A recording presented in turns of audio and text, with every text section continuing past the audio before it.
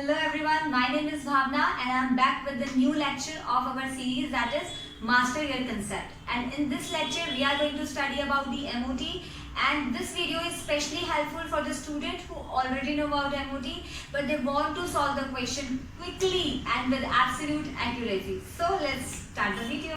Molecular orbital theory के according जब भी एटॉमिक ऑर्बिटल आपस में कंबाइन होती हैं तो वो मॉलिक्यूलर ऑर्बिटल बनाती हैं, पहली बात। दूसरी बात कि आप जितनी एटॉमिक ऑर्बिटल्स कंबाइन करेंगे उतनी ही मॉलिक्यूलर ऑर्बिटल आपको मिलेंगी। जैसे अगर आपने दो एटॉमिक ऑर्बिटल कंबाइन किए हैं तो how many MO will you get? 2 MO, okay. और ये जो 2 MO होंगी या जो MO आपको मिलेंगी, MO stand for molecular orbital, उनमें से कुछ लोअर एनर्जी की होंगी, कुछ हायर एनर्जी की होंगी। तो जो लोअर एनर्जी की MO होंगी, मॉलिक्यूलर ऑर्बिटल होगी, उनको कहेंगे बॉन्डिंग मॉलिक्यूलर ऑर्बिटल, एंड जो हायर एनर्जी की MO है उनको बोलेंगे एंटी बॉन्डिंग मॉलिक्यूलर ऑर्बिटल। इसका मतलब आप ये कह सकते हो कि हमारे पास जो MO होती है, MO बोले तो मॉलिक्यूलर ऑर्बिटल, वो दो टाइप की होती है। कौन कौन सी? BMO बॉन्डिंग मॉलिक्यूलर ऑर्बिटल और ABMO यानी कि anti bonding molecular orbital.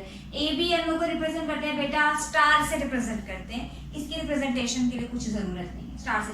BMO की एनर्जी लो होती है, लो एनर्जी। ABMO की एनर्जी हाई होती है, ओके। चलिए, अब आप सोच रहे होंगे कि मैंने सबके लिए अलग अलग डायग्राम क्यों बनाया। देखिए ऐसा है कि एक्चुअली एनर्जी लेवल डायग्राम क्या बनेगा, ये इस बात पे डिपेंड करता है कि आपके मॉलिक्यूल में, आपके एटम में टोटल कितनी ऑर्बिटल प्रेजेंट है। जैसे अगर आप हाइड्रोजन को देखें तो हाइड्रोजन के पास सिर्फ 1s होती है और हीलियम के पास भी 1s होती है, तो भाई बेटा 1s बनेगा और कुछ नहीं मिलेगा क्योंकि इसके पास वही है। बट अगर आप लिथियम और बेरिलियम को देखो तो they have 1s and 2s, तो बेटा 1s भी ड्रॉ करना पड़ेगा, 2s भी ड्रॉ करना पड़ेगा। ऑल्दो क्वेश्चन में हम इतना झमेला नहीं पालेंगे बट फिर भी अभी देख लेते हैं, ठीक है। अभी के लिए तो हम देख लेते हैं, क्वेश्चन कैसे सॉल्व करेंगे वो तो मैं आपको बताऊंगी। बेटा बोरोन, कार्बन, नाइट्रोजन, इन तीनों के अंदर 1s भी है, 2s भी है, 2p भी है। तो पहले हम 1s बनाएंगे, फिर 2s बनाएंगे और 2p बनाएंगे। देखिए 1s का केस तो आपको पता चल गया कि दो एटॉमिक ऑर्बिटल कंबाइन होके दो MO बनाएंगी। एक होगी बॉन्डिंग वाली जो लोअर एनर्जी की है, तो सिग्मा S है, और एंटी बॉन्डिंग वाली सिग्मा स्टार S है। ये ध्यान रखना है कि S के कॉम्बिनेशन से हमेशा सिग्मा बॉन्ड बन सकता है, ओके। ये आपने केमिकल बॉन्डिंग में पढ़ा होगा। सिमिलरली 2s में भी बेटा आपको यही मिलेगा। P में कितनी ऑर्बिटल होती है टोटल? देखिए इस तरफ एक एटम चल रहा है, इस तरफ दूसरा एटम चल रहा है, और बीच में क्या है? बीच में है मॉलिक्यूल, मतलब दोनों का कॉम्बिनेशन बीच में लिखा जा रहा है। तो 2p में कितनी ऑर्बिटल है? 3। तो 3 और 3 टोटल, एक एटम के पास 3 ऑर्बिटल है ना, तो दो एटम के पास कितनी होंगी? 6। तो 6 ऑर्बिटल है, जिनमें से जो 3 है वो लोअर एनर्जी की है यानी कि बॉन्डिंग वाली है, और जो अबव 3 है वो हायर एनर्जी की है यानी कि एंटी बॉन्डिंग वाली है। इसीलिए हमने इसको स्टार से रिप्रेजेंट किया है। अब अगर आप ऑक्सीजन, फ्लोरीन, नियॉन को देखो तो उनके पास भी तो 1s 2s और 2p है, तो इनके डायग्राम और इनका डायग्राम तो सेम होना चाहिए, सेम ही है। कहाँ डिफरेंस आ रहा है? डिफरेंस आ रहा है बेटा 2p के अंदर, 2p के अंदर। अगर आप देखो तो 2p में यहाँ पर आपके पास पहले पाई है फिर सिग्मा है, जबकि यहाँ पे पहले सिग्मा है 2pz और बाद में पाई है। इसको याद करने का ना मेरे पास एक बहुत अच्छी सी ट्रिक है जिसको बोलते हैं पहाड़। ये पहाड़ कहाँ से आ गया? देखिए मैं तो इसे बहुत आसानी से याद रख लेती हूँ, ठीक है। देखिए अगर आप इन दोनों को देखो, मतलब इसको देखो बोरोन, कार्बन, नाइट्रोजन को, तो इसके लिए तो मैं ऐसे ट्रिक यूज कर लेती हूँ। मैं यहाँ ड्रॉ कर देती हूँ। हो क्या रहा है? PP के कॉम्बिनेशन से आपको मिल रहा है ये। तो एक काम करते हैं, ये लास्ट वाली ऑर्बिटल लिखी मैंने, इसको ऐसे ना लिख दें तो पहाड़ बन गए। पहाड़ का क्या काम है? काम देखो, ये रिप्रेजेंट कर रही है इन दोनों को और ये रिप्रेजेंट कर रही है इसको। तो अभी आपको समझ आ जाएगा, मैं ट्रायंगल बनाऊंगी ये, ओके। मतलब ये बेटा BMO है, ये हमारी ABMO है, ABMO, ओके। मतलब यहाँ पे 2 ऑर्बिटल है और फिर एक है, और यहाँ पे 2 ऑर्बिटल है, यहाँ पे एक है। तो मैं इसे कहती हूँ सीधे पहाड़। तो जब आप बोरोन, कार्बन, नाइट्रोजन पढ़ रहे हो तो P में आप कैसे भरोगे? सीधे पहाड़ भरोगे। मगर जब आप यहाँ जाओगे ऑक्सीजन फ्लोरीन नियॉन में, तो ये पहाड़ कैसे हो गए, उल्टे हो गए ना, मतलब पहले 1 और फिर 2, तो ये पहाड़ उल्टा हो गया। ठीक है, मतलब कैसे लिखेंगे, ऊपर वाला तो बेटा अभी भी वैसा ही है ABMO, मगर नीचे वाला क्या हो गया, उल्टा। तो ध्यान रखना, बोरोन नाइट्रोजन तक सीधे पहाड़ है, उसके बाद उल्टे पहाड़ है। क्वेश्चन में इसको मैं आपको बता दूंगी कि आप इसे कैसे आसानी से क्वेश्चन सॉल्व करते हैं। तो चलिए फिर थोड़े से पॉइंट्स पढ़ते हैं इससे रिलेटेड, ठीक है, और उसके बाद अपने क्वेश्चन सॉल्व करें। अब कुछ इंपॉर्टेंट पॉइंट डिस्कस करते हैं जो हमें क्वेश्चन के लिए बहुत जरूरी है याद रखना। ठीक है, पहला पॉइंट, बॉन्ड ऑर्डर कैसे निकालते हैं। देखिए बॉन्ड ऑर्डर का सिंपल सा फॉर्मूला है, बॉन्ड ऑर्डर होता है नंबर ऑफ बॉन्डिंग इलेक्ट्रॉन, मतलब बॉन्डिंग मॉलिक्यूलर ऑर्बिटल में जो इलेक्ट्रॉन होंगे minus number of anti bonding electron over 2, this is our bond order. ऐसे आपको बॉन्ड ऑर्डर निकालना है। ध्यान रखना क्या कि बेटा बॉन्ड ऑर्डर अगर 2 आ सकते हैं, बॉन्ड ऑर्डर हो सकता है कि आपका बॉन्ड ऑर्डर पॉजिटिव आए, बड़ी अच्छी बात, या आपका बॉन्ड ऑर्डर नेगेटिव या 0 आ जाए।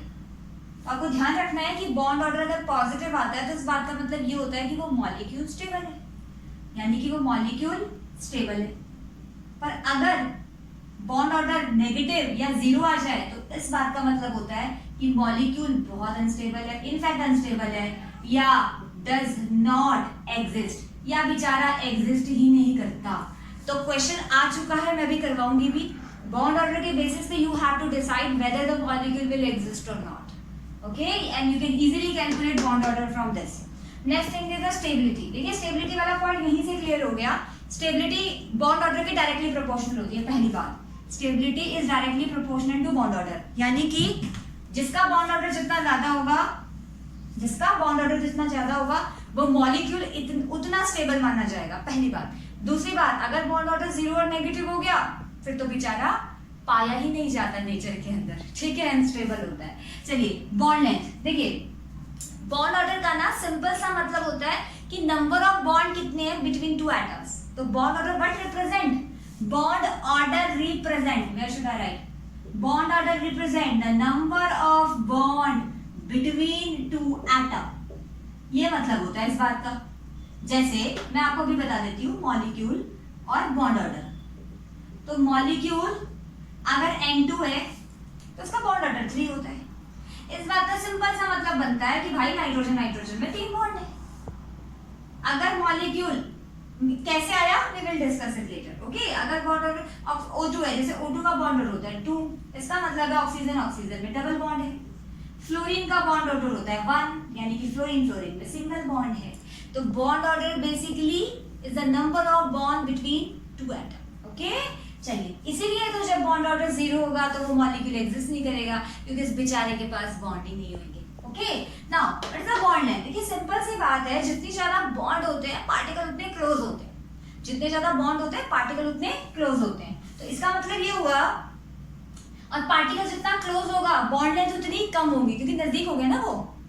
तो नाइट्रोजन नाइट्रोजन के एटम ज्यादा क्लोज हैं because number of bonds are more, therefore attraction is more and bond length is small. तो इन तीनों में से सबसे बॉन्ड लेंथ कम किसका होगा, नाइट्रोजन का, because there are 3 bond, more attraction, particle are very close to each other और atoms are very close to each other, therefore bond length will decrease या लेस। तो बॉन्ड लेंथ और bond order का relation क्या हुआ बेटा, उल्टा हुआ, इनवर्सली प्रोपोर्शनल, ओके। जितना ज्यादा बॉन्ड ऑर्डर होगा एटम उतने क्लोज होंगे और बॉन्ड लेंथ उतनी कम हो जाएगी। Next we have bond dissociation energy. देखिए बॉन्ड डिसोसिएशन एनर्जी का मतलब होता है बॉन्ड को तोड़ने के लिए जो एनर्जी चाहिए, मॉलिक्यूल को अलग अलग करना है आपने, एटम को अलग अलग करना है। जैसे आपने ए और बी के बीच में बॉन्ड तोड़ना है, ठीक है, तो इस बॉन्ड को तोड़ने के लिए एनर्जी जो चाहिए होगी बॉन्ड डिसोसिएशन एनर्जी। देखिए बॉन्ड डिसोसिएशन एनर्जी ना मेजरली डिपेंड करती है मॉलिक्यूल की स्टेबिलिटी पे। स्टेबल मॉलिक्यूल को तोड़ना बहुत मुश्किल है और बहुत ज्यादा एनर्जी लगती है उस मॉलिक्यूल को तोड़ने के लिए, यानी greater is the stability, greater is the energy required to break the bond, that is high bond dissociation energy. तो what is the relation, bond dissociation energy is directly proportional to the stability of molecule, simple. सही है बात। अरे भाई जो चीज stable है उसको तोड़ना मुश्किल ही तो होगा, सही है। चलिए आगे चलते हैं। मैग्नेटिक नेचर, देखिए ऐसा बड़ा बड़ा इंपॉर्टेंट क्वेश्चन आता है इससे मैग्नेटिक नेचर से, आगे मैग्नेटिक मूवमेंट भी बताऊंगी, उससे बड़ा इंपॉर्टेंट क्वेश्चन आता है। देखिए मैग्नेटिक नेचर का मतलब होता है आपके पास दो टाइप के सब्सटेंसेस होते हैं जनरली, और भी टाइप हो सकते हैं, हमारे लिए दो ही होते हैं। एक होता है पैरामैग्नेटिक, और एक टाइप होती है डायामैग्नेटिक। कैसे पहचानोगे पैरा है कि डाई है? देखो बेटा, अगर आपके मॉलिक्यूल में सारे के सारे इलेक्ट्रॉन पेयर्ड है, सारे के सारे इलेक्ट्रॉन पेयर्ड हैं, तो वो डायामैग्नेटिक होगा। तो ऑल इलेक्ट्रॉन आर पेयर्ड, कोई भी अनपेयर्ड इलेक्ट्रॉन नहीं है। What is the meaning of paired? देखिए ये ऑर्बिटल है, ये इलेक्ट्रॉन है, ये भी इलेक्ट्रॉन है, मतलब दो इलेक्ट्रॉन है, तो इसका मतलब पेयर है, ये पेयर है। अब बेचारा पेयर नहीं है, तल्ला बैठा है, तो अनपेयर है, ठीक है। तो डायमैग्नेटिक क्या होता है? जिसमें सारे इलेक्ट्रॉन कैसे होते हैं? पेयर्ड। और पैरामैग्नेटिक क्या होता है? Contain unpaired electron. अब भाई चाहे एक हो चाहे दो, we don't care, unpaired electron होने चाहिए, चाहे कितने भी हों। और अगर सारे के सारे पेयर्ड हो गए तो डायमैग्नेटिक होगा। इस बात का मतलब ये भी निकलता है कि जिसके पास जितने ज्यादा अनपेयर्ड इलेक्ट्रॉन होंगे उसका पैरामैग्नेटिक करैक्टर उतना ही बेहतरीन होगा, होगा कि नहीं होगा?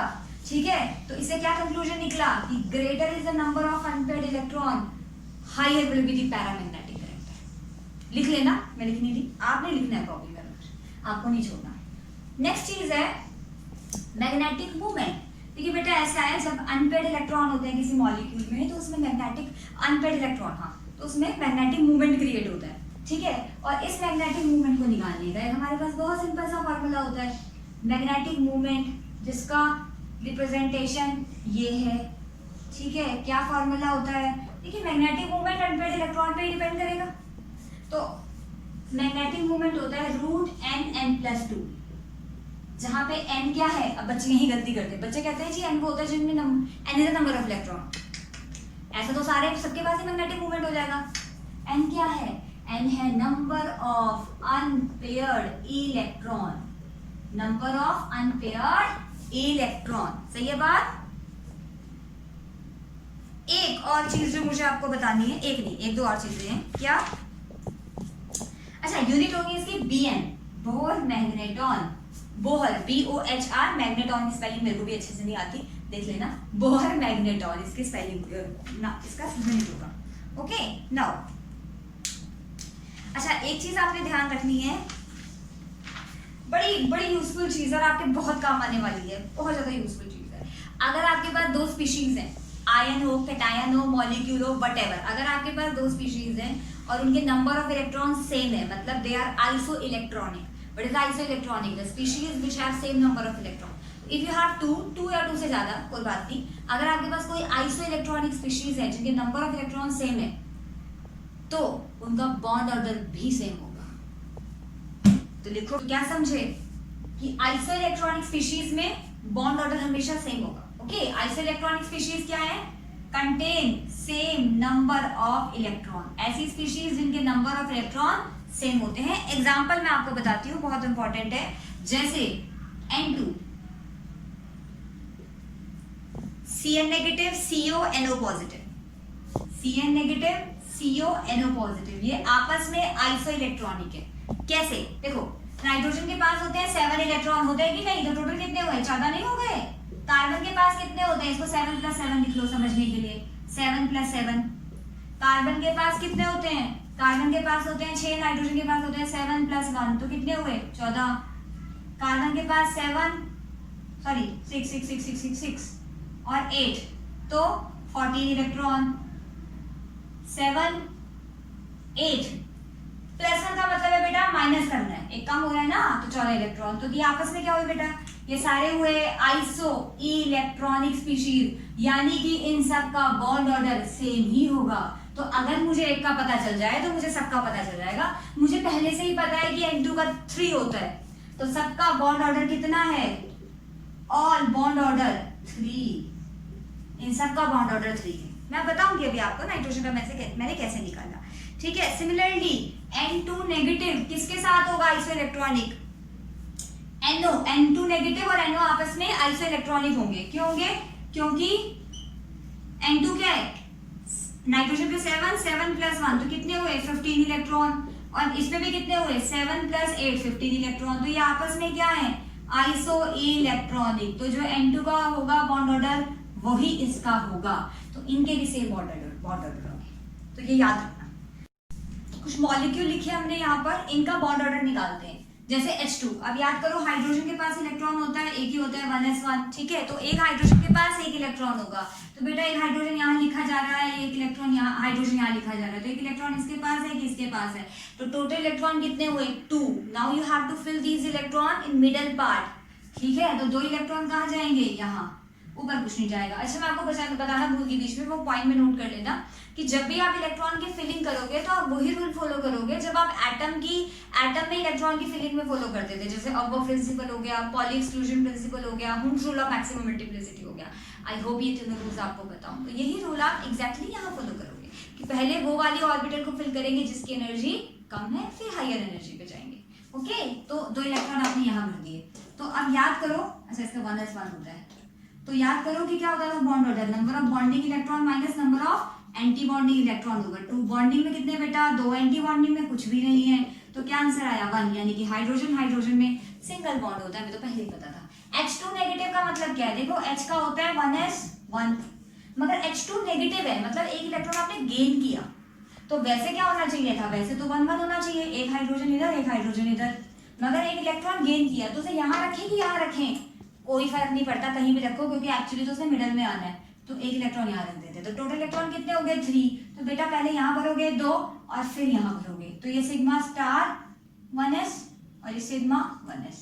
तो बॉन्ड ऑर्डर कितना होगा, बॉन्डिंग में इलेक्ट्रॉन है 2, एंटी बॉन्डिंग में है 1/2, तो कितना बना 0.5। सिमिलरली H2 पॉजिटिव में इलेक्ट्रॉन तो 1s1 ही है, मगर आपने एक इलेक्ट्रॉन लॉस कराना है क्योंकि प्लस है, तो प्लस है तो एक इलेक्ट्रॉन लॉस होगा, तो लॉस कहां से होगा, कहीं से भी कर लो ये रहा, तो अब सिर्फ एक ही इलेक्ट्रॉन है, तो बॉन्ड ऑर्डर कितना होगा 1 - 0/2, तो ये भी 0.5 होगा। यहाँ हीलियम का कॉन्फ़िगरेशन होता है 1s2, हीलियम का कॉन्फ़िगरेशन होता है 1s2, यानी कि 2 इलेक्ट्रॉन इधर है 2 इलेक्ट्रॉन यहाँ है, तो टोटल 4 इलेक्ट्रॉन है, तो सिग्मा 1s में 2 इलेक्ट्रॉन और बाकी के 2 कहाँ भेजोगे, 4 भरने ना टोटल, आपको 4 इलेक्ट्रॉन भरने हैं जिनमें से 2 तो आपने भर दिए नीचे, अब बाकी के 2 कहाँ जाएंगे, ऊपर ही जाएंगे, ऊपर वाले कमरे में।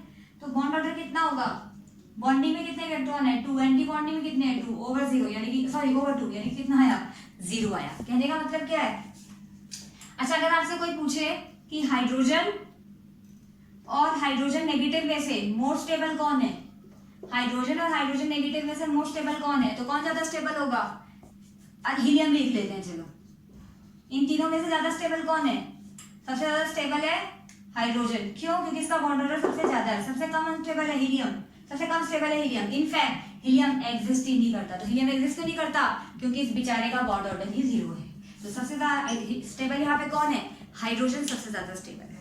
अच्छा अगर आप नाइट्रोजन ऑक्सीजन फ्लोरीन इन लोगों के लिए बना रहे हो ना, तो हम लोग अपनी पहाड़ की ट्री यूज करने वाले हैं, पूरा डायग्राम तो हम नहीं बनाने वाले। कैसे, जैसे सपोज करो आपको N2 का बॉन्ड ऑर्डर निकालना है, तो बेटा याद करो नाइट्रोजन के पास होता है 1s2 2s2 2p होता है ना 3, तो हम सिर्फ p को देख रहे हैं, हमें बाकी को नहीं देखना, तो हम पहाड़ लगा देते हैं। कैसे पहाड़ बनाने हैं आपने, सीधे, यानी कि 2 ऑर्बिटल यहाँ, एक यहाँ, 2 यहाँ, एक यहाँ, ठीक है। अब देखो एक नाइट्रोजन के पास है p में 3 इलेक्ट्रॉन, तो इसका 2 टाइम्स कर दो, कितने बने 6 इलेक्ट्रॉन हो गए ना, एक नाइट्रोजन के पास 3 इलेक्ट्रॉन है, p में चेक कर रहे हैं सिर्फ हम, ये पहाड़ p के लिए बन रहे हैं, तो टोटल 6 हो गए, तो कैसे भरोगे 1 2 3 4 5 6, तो ये तो बॉन्डिंग हो गई ना, ठीक है, ये बॉन्डिंग है, ये BMO है, ये ABMO है, तो क्या आएगा बॉन्ड ऑर्डर, बॉन्ड ऑर्डर आएगा, बॉन्डिंग में इलेक्ट्रॉन कितने हैं 1 2 3 4 5 6, एंटी बॉन्डिंग में कितने हैं, है ही नहीं, /2 यानी कि 3, यानी कि N2 के अंदर ट्रिपल बॉन्ड होता है, और ये बातों में पहले से बता दी कि नाइट्रोजन में ट्रिपल बॉन्ड होता है। मैग्नेटिक कैरेक्टर कैसा होगा, देखो सारे इलेक्ट्रॉन कैसे हैं, फुल्ली फील्ड है, तो मैग्नेटिक कैरेक्टर कैसा है, डायमैग्नेटिक, क्योंकि कोई भी अनपेड इलेक्ट्रॉन नहीं है, इसका मतलब हुआ कि ये हमारा डायमैग्नेटिक स्पीशीज है। मान लो इसी में वो कह देता है कि भाई N2 नेगेटिव बनाओ, तो आप पहाड़ी बनाओगे ना, सीधे पहाड़, तो 1 2 3 1 2 3, मगर अब आप क्या करोगे, अब आप कहोगे कि भाई नाइट्रोजन में पी में गिनना है सिर्फ, प्लीज नोट दिस पॉइंट, ये पहाड़ पी के लिए है तो आपको पी के ही इलेक्ट्रॉन देखने, एस के नहीं देखने, 1s2s के नहीं देखने। तो नाइट्रोजन के पास होता है 2p3, यानी कि 3 + 3 6, पर -1 का मतलब एक और ऐड कर दिया, तो टोटल कितने हुए? अब 6 लिख दिए मैंने, अरे भाई 7 होंगे। क्यों +1 क्यों किया? क्योंकि N2 नेगेटिव है ना, तो एक इलेक्ट्रॉन हमने ऐड भी तो करा होगा। तो 1 2 3 4 5 6 और बचा कहाँ जाएगा? यहाँ जाएगा सातवां एंटी बॉन्डिंग में। तो कितना आया बॉन्ड ऑर्डर? 1 2 3 4 5 है, 6 - 1/2 यानी कि 2.5, क्योंकि वो एंटी बॉन्डिंग में। बेटा ये वाले जो 3 है ना, ये नीचे वाले 3 बॉन्डिंग के हैं, ये ऊपर वाले 3 एंटी बॉन्डिंग के, बराबर बराबर भागों में विभाजित करते हैं। मैग्नेटिक कैरेक्टर कैसा होगा? क्योंकि इसके पास एक अनपेड इलेक्ट्रॉन है, तो ये पैरा है, पैरा मैग्नेटिक है। ज्यादा स्टेबल कौन लग रहा है? N2 लग रहा है कि N2 नेगेटिव लग रहा है? ऑब्वियसली N2 ज्यादा स्टेबल है, क्योंकि N2 का बॉन्ड ऑर्डर ज्यादा है। ठीक है, तो आप क्या कहोगे? N2 ज्यादा स्टेबल है N2 नेगेटिव से, ये स्टेबिलिटी का कैरेक्टर है। बॉन्ड लेंथ किसकी ज्यादा है? बॉन्ड लेंथ N2 नेगेटिव की ज्यादा है, क्योंकि उसका बॉन्ड ऑर्डर कम है। ओके, तो अब O2 नेगेटिव और O2 पॉजिटिव को चेक करते हैं। देखिए O2 में ऑक्सीजन के पास होते हैं 1s2 2s2 2p4, हमें सिर्फ p के इलेक्ट्रॉन देखने, क्योंकि पहाड़ वाले ट्रिक में सिर्फ p के इलेक्ट्रॉन यूज होने वाले हैं। ओके, तो एक ऑक्सीजन के पास बेटा 4 इलेक्ट्रॉन है, तो O2 के पास कितने होंगे? 8 इलेक्ट्रॉन होंगे p के। O2 नेगेटिव के पास कितने होंगे? 8 और 1 9 इलेक्ट्रॉन होंगे। O2 पॉजिटिव के पास 7 इलेक्ट्रॉन होंगे। चलिए करते हैं स्टार्ट। पहाड़ है, मतलब पहले 1 भरेंगे, फिर 2, फिर 2, फिर 1। ठीक है, नाउ 8 इलेक्ट्रॉन, तो कैसे भरेंगे बेटा? 1 2 3 4 5 6 7 8 नहीं भर देना। क्यों? क्योंकि हुंस रूल कहता है कि जब तक आप सेम एनर्जी लेवल को एक नहीं देते, आपने डबल नहीं करना। तो आप यहाँ पे डबल नहीं कर सकते, पहले आपको इसको 1 देना पड़ेगा। हो गया? तो बॉन्ड ऑर्डर क्या आएगा? बॉन्डिंग में कितने हैं? 1 2 3 4 5 6, और एंटी बॉन्डिंग में कितने हैं? 2। तो ये आ गया। नाउ O2 नेगेटिव में क्या होगा? O2 नेगेटिव के पास है 9 इलेक्ट्रॉन, तो बेटा मैं यही सॉल्व कर देती हूँ। 9 इलेक्ट्रॉन है इसके पास, यानी कि 1 2 3 4 5 6 7 8, अब एक पेयर हो सकता है 9। ठीक है, तो आपके पास बॉन्ड ऑर्डर आया 6 - 3/2, यानी कि 1.5। O2 पॉजिटिव में कितने हैं? 7 इलेक्ट्रॉन, तो पहले तो पहाड़ी बना लेते हैं। 7 इलेक्ट्रॉन है, तो 1 2 3 4 5 6 7, एक कम कर दिया। ठीक है, तो बॉन्ड ऑर्डर आया 6 - 1/2, यानी कि 2.5। ओके, नाउ अब आपको चेक करना है, बॉन्ड ऑर्डर बताना है आपको। तो सबसे ज्यादा बॉन्ड ऑर्डर किसका है बेटा? O2 पॉजिटिव का बॉन्ड ऑर्डर सबसे ज्यादा है, then O2 negative, sorry then O2, then O2 negative. पहली बात। दूसरी बात, बॉन्ड लेंथ किसका है? बॉन्ड लेंथ और बॉन्ड ऑर्डर का इनवर्स रिलेशन होता है, तो इसका उल्टा कर दो। O2 नेगेटिव का, O2 पॉजिटिव का बॉन्ड ऑर्डर था 2.5, इसका था 2.0, इसका था 1.5, तो इसकी लेंथ सबसे ज्यादा होगी। बॉन्ड स्ट्रेच किसकी होगी, या बॉन्ड डिसोसिएशन एनर्जी किसकी होगी? बॉन्ड डिसोसिएशन एनर्जी से पहले स्टेबिलिटी करते हैं एक बार। स्टेबिलिटी और बॉन्ड, स्टेबिलिटी किस पे डिपेंड करती है? स्टेबिलिटी डिपेंड करती है बॉन्ड ऑर्डर पे। जिसका बॉन्ड ऑर्डर ज्यादा उसकी स्टेबिलिटी ज्यादा, तो स्टेबिलिटी का ऑर्डर भी यही चलेगा। एनर्जी, बॉन्ड डिसोसिएशन एनर्जी की बात कर रहे हैं हम। बॉन्ड डिसोसिएशन एनर्जी उसकी ज्यादा होगी जिसकी स्टेबिलिटी ज्यादा है, तो उसका ऑर्डर भी यही चलेगा। समझ आ रहा है? रिलेशन बताओ तो चकाचक आंसर निकलेगा। नाउ इसके पास अनपेयर इलेक्ट्रॉन है, हाँ जी है, तो ये क्या है? ये है पैरा। इसके पास अनपेयर है, हाँ जी है, तो ये है पैरा। इसके पास है, हाँ जी है, इसके पास है पैरा। ये तो सारे पैरा आ गए। चलो जी O2 नेगेटिव पे बना लेते हैं, O2 2 पॉजिटिव पे बना लेते हैं, O2 2 पॉजिटिव पे बना लेते हैं। तो बेटा इसके अंदर O2 2 पॉजिटिव के अंदर क्या होगा? या O2 2 नेगेटिव बना लेते हैं, वो ज्यादा अच्छे से बनता है। O2 2 नेगेटिव, तो O2 2 नेगेटिव क्या होगा? 8 के अंदर 2 और ऐड करेंगे, 10 इलेक्ट्रॉन। तो पहाड़ कैसे बनाने? उल्टे बनाने, सॉरी उल्टे पहाड़। तो वी हैव 10 इलेक्ट्रॉन्स, तो 1 2 3 4 5 6 7 8 9 10। What is the bond order? 6 - 4/2, ये कितना आया? 1 आया। ठीक है, मैं लिख रही हूँ O2 नेगेटिव को यहाँ पर देख लेना। तो ये बेचारा कैसा है? ये डाई है, ये डाई है, क्योंकि इसके पास सारे इलेक्ट्रॉन पेयर्ड है। ओके तो कुछ क्वेश्चंस हमने लिए प्रीवियस ईयर जेई और नीट्स के। तो पहला क्वेश्चन ट्राई करते हैं। The bond order and magnetic character of Cn negative are. इसके ऑप्शंस मैंने नहीं दिखाए, जगह की कमी थी, बट ऐसे भी हो जाएगा ये, ठीक है। देखिए आपसे पूछा है कि Cn नेगेटिव का बॉन्ड ऑर्डर और मैग्नेटिक करेक्टर क्या है। देखिए आप याद कीजिए कि Cn नेगेटिव अगर किसी के साथ आइसो इलेक्ट्रॉनिक है तो जो उसके साथ हुआ होगा वही इसके साथ हुआ होगा, मतलब दोनों का bond order magnetic character same आया होगा, ठीक है। तो Cn नेगेटिव को याद करो कि Cn नेगेटिव के पास इलेक्ट्रॉन कितने हैं, 7 प्लस सॉरी पहले 6 लिखते हैं, 6 प्लस 7 प्लस 1, तो कितना हुआ टोटल 14। बेटा 14 इलेक्ट्रॉन तो N2 के पास होते हैं, याद रख लो 14 इलेक्ट्रॉन तो N2 के पास होते हैं। अब N2 का मैंने आपको अभी बताया था, ठीक है। N2 को सॉल्व करें अगर कौन सी ट्रिक से, पहाड़ वाली ट्रिक से, तो N के पास P में होते हैं कितने इलेक्ट्रॉन होते हैं, 3, तो टोटल हो गए 6, मतलब 6 इलेक्ट्रॉन है। तो 1 2 3 4 5 6, तो बॉन्ड एंटी बॉन्डिंग में तो खैर कुछ है ही नहीं, तो 6 - 0/2 यानी कि 3। तो जो बॉन्ड ऑर्डर इसका होगा वही इसका होगा, तो बॉन्ड ऑर्डर कितना हो गया, 3 हो गया। और मैग्नेटिक करेक्टर कैसा है इसका, डाई। तो आपका मैग्नेटिक, आपका नहीं, आपके मॉलिक्यूल का, स्पीशीज का भी करेक्टर कैसा हुआ, डायमैग्नेटिक। तो बस आंसर निकल गया, ये डायमैग्नेटिक है। कितना सिंपल है, कुछ भी नहीं करना। क्या ट्रिक यूज करी हमने कि आइसो इलेक्ट्रॉनिक स्पीशीज के bond order magnetic character same होते हैं। नेक्स्ट क्वेश्चन है, if magnetic moment of dioxygen species is इतना, वो क्या हो सकती है। देखिए आपको सिर्फ मैग्नेटिक मूवमेंट दिया है, मैग्नेटिक मूवमेंट को अगर आप सॉल्व करो ना, तो मैग्नेटिक मूवमेंट सॉल्व करके आता है कि भाई जो वो होता है मैग्नेटिक मूवमेंट √n+2 होता है। अब आपको ये दे रखा है 1.73, तो आप n निकालोगे, भाई बहुत लंबा काम है, मुझे तो रूल लेना अच्छे से आता भी नहीं है, तो n कैसे निकालने, तो इसकी मेरे पास बहुत बेहतरीन ट्रिक है। क्या, देखो आप याद रखो कि आपके पास अगर n की वैल्यू और म्यू की वैल्यू का रिलेशन क्या होता है। देखो मैंने म्यू की वैल्यू ली, n की वैल्यू जब 1 थी तो इसकी वैल्यू होती है मैग्नेटिक मोमेंट की 1.73, जब n की वैल्यू 2 है तो इसकी होती है 2.82, या इसको ऐसे रख देते हैं 2.82। जब मैग्नेटिक मोमेंट की वैल्यू है 3.87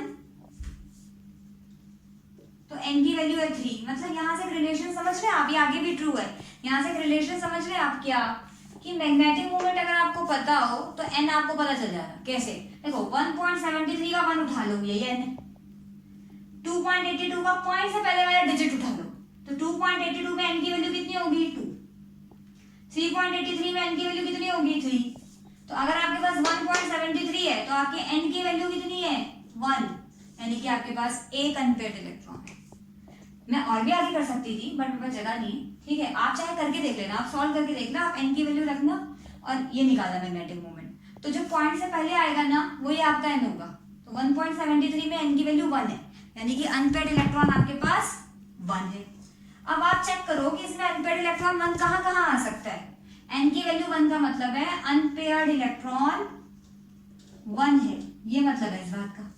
आप खुद देखो कि अनपेयर्ड इलेक्ट्रॉन 1 कहाँ कहाँ आ सकता है, पहाड़ वाली ट्रिक लगा देना। O2 नेगेटिव है, जैसे आपके पास, आपको पता है O2 में P में होते हैं 4 इलेक्ट्रॉन, तो 4 2 जा 8, अभी मैंने बताया। और तो O2 नेगेटिव में कितने होंगे, 8 + 1 9 होंगे ना 9, तो आप बस उल्टा पहाड़ वाली ट्रिक लगा दो, तो 1 2 3 4 5 6 7 8 9, ठीक है। तो अनपेयर्ड इलेक्ट्रॉन 1 है, हाँ, यानी कि ये हो सकता है। O2 पॉजिटिव में क्या होगा, एक इलेक्ट्रॉन आपको कम करना पड़ेगा, तो मैं तो आपको O2 का ही बना के दिखा देती हूँ।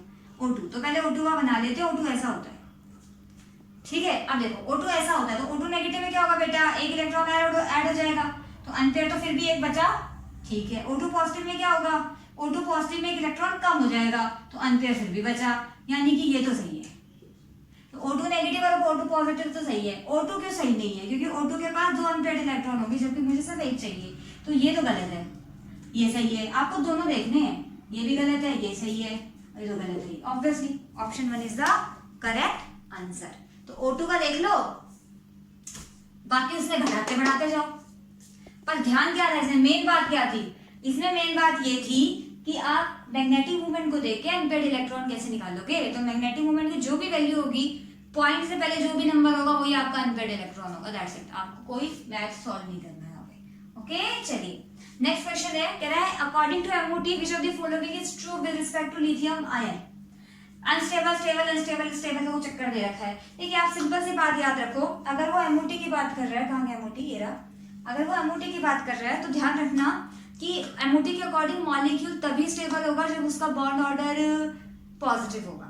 अनस्टेबल कब होता है, बॉन्ड अनस्टेबल कब होगा, या मॉलिक्यूल अनस्टेबल कब होगा, मॉलिक्यूल अनस्टेबल कब, जब उसका बॉन्ड ऑर्डर या तो 0 आ जाए या तो नेगेटिव आ जाए, तो वो अनस्टेबल होगा। अब चेक कर लो कहां पे आएगा, जैसे ऊपर वाले क्वेश्चन को रब कर देते हैं।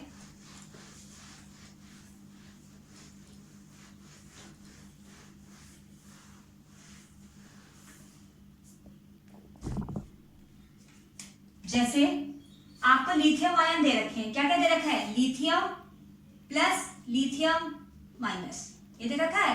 भाई आप लिथियम प्लस माइनस छोड़ो, आप लिथियम बनाओ पहले तो लिथियम क्या होता है बेटा, 1s2 2s1, तो आप सिर्फ 2s को बनाओ, 1s को बनाने की जरूरत ही नहीं है, सिर्फ 2s को बनाओ। तो 2s में एक बॉन्डिंग होगी, एक एंटी बॉन्डिंग होगी, क्योंकि 2 है तो 2 के कॉम्बिनेशन से 2 ही मिलेंगे। 2s में कितना इलेक्ट्रॉन है, 1 1, तो 2 यहाँ आएंगे, ठीक है। अच्छा मगर आपसे पूछा lithium, lithium plus Li2 plus, plus मतलब एक इलेक्ट्रॉन लॉस करना है तो यहाँ से कर दिया, एक इलेक्ट्रॉन लॉस करना है तो यहाँ से कर दिया, तो अब इतना कितना बचा, सिर्फ एक बचा। अब करते हैं लिथियम नेगेटिव, लिथियम नेगेटिव में क्या होगा, लिथियम के पास तो 2s में एक इलेक्ट्रॉन है, तो 2 लिथियम के पास कितने हुए, 2, मगर एक और इलेक्ट्रॉन ऐड कर दो मतलब टोटल 3 है। तो अब आपके पास 1 2, तो 1 2 3, तो बॉन्ड ऑर्डर कितना हुआ, 2 - 1/2 यानी कि 0.5। यहाँ पे बॉन्ड ऑर्डर कितना हुआ, अच्छा लिथियम 2 के लिए कैसे निकाला, टोटल इलेक्ट्रॉन थे 2, एक माइनस कर दिया यानी कि 1 बचा, यहाँ पे एक ऐड कर दिया। बॉन्ड ऑर्डर कितना होगा, 1 - 0/2 यानी कि 1.5 सॉरी 0.5।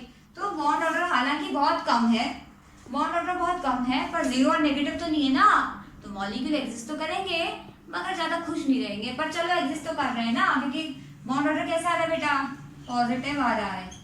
तो ये दोनों कैसे हुए, स्टेबल हुए, ठीक है। किस रूल को फॉलो किया, इस रूल को फॉलो किया, तो क्या होना चाहिए कि भाई both are stable. Next question है हमारे पास, 2 pi and half sigma bond are present in this. आपसे पूछा है कि 2 पाई बॉन्ड और हाफ सिग्मा बॉन्ड किस में होंगे। देखिए 2 पाई बॉन्ड का मतलब क्या, यहाँ पर 2 पाई बॉन्ड का मतलब है कि पाई की दोनों ऑर्बिटल फुल्ली फिल्ड होनी चाहिए। आपको पता है कि जब आप पहाड़ बनाते हो, जैसे आपने ये बनाया, ठीक है, तो ये पहाड़ बना दिया आपने, तो इसके अंदर 2 इलेक्ट्रॉन है, इसके अंदर ये आपके पास पाई होता है, ये आपके पास सिग्मा होता है, ये आपको पता है, अभी बताया था। तो ये फुल्ली फिल्ड है, इसका मतलब हो गया दो बॉन्ड है, एक बॉन्ड ये बनाएगा, एक बॉन्ड ये बनाएगा, तो 2 बॉन्ड हो गए। तो 2 पाई बॉन्ड कब बनेगी बेटा, जब दोनों पाई फुल्ली फिल्ड होगी। 1 हाफ सिग्मा बॉन्ड का मतलब क्या है, देखो सिग्मा बॉन्ड यहाँ बनेगा, ये थी सिग्मा ऑर्बिटल, तो ये तो फुल्ली फिल्ड हो गया ना, तो अगर फुल्ली फिल्ड होगा तो एक फुल बॉन्ड बनेगा।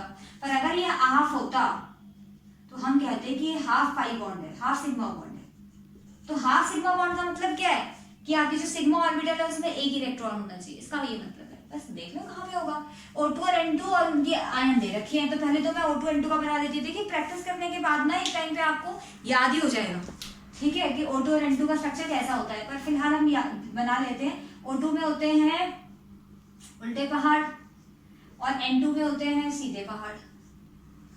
P में होते हैं इसके पास 4, तो 4 2 जा 8 इलेक्ट्रॉन होंगे, तो 1 2 3 4 5 6, ठीक है, और ये 7 8।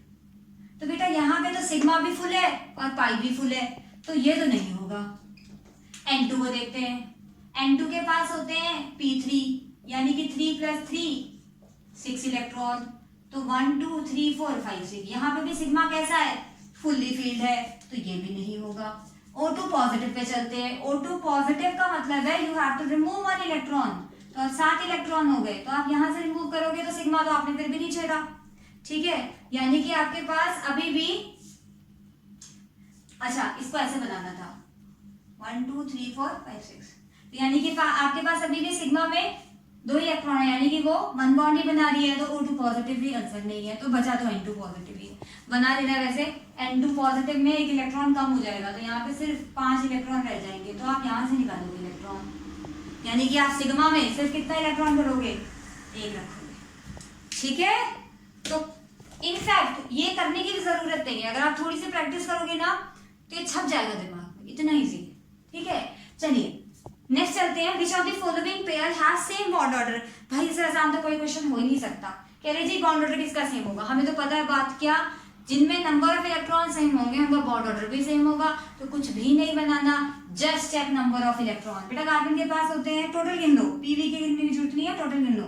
इसके पास होते हैं, कार्बन के पास कितने होते हैं भाई, मैं तो भूल ही गई, 6 और 8 14, और नाइट्रोजन के पास कितने होते हैं, 7 और 8 15। तो भाई ये तो नहीं है आंसर, ये इनमें बॉन्ड ऑर्डर सही नहीं है। O2 16 होते हैं टोटल, और इसके पास कितने होंगे, 6 + 7 + 1 तो कितने हुए 14, तो ये भी नहीं होगा। कार्बन के पास वही अभी देखा था, इसके पास 17 होते हैं, और इसके पास कितने होंगे 7 + 8 - 1,